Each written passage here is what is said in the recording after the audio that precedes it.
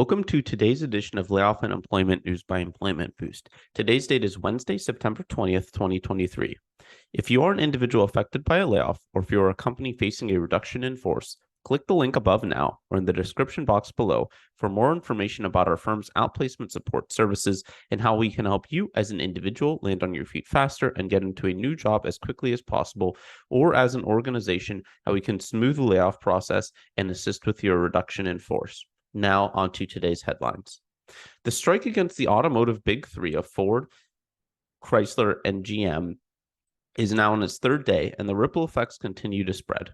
Ford is preparing to temporarily lay off 600 non-striking employees at their assembly plant in Wayne, Michigan, who are responsible for assembling the Ford Bronco, as the components they produce require e-coating and the paint department is on strike. As the supply chain becomes further disrupted, the number of temporary layoffs at the Big Three and at automotive suppliers will only increase. Boston University's think tank Antiracism Center, run by Ibram X. Kendi, laid off between 15 and 20 employees late last week. Considering the center employed around 45 employees in August, this is a massive reduction of force of between 33 and 44%.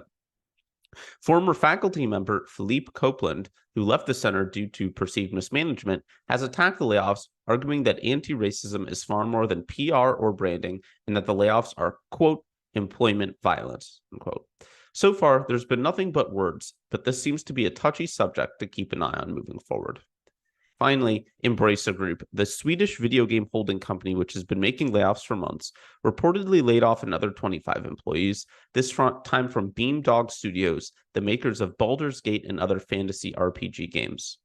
The layoffs impacted producers, graphic artists, and QA personnel, among others, with most of the reporting behind the layoffs being LinkedIn posts from recently impacted personnel.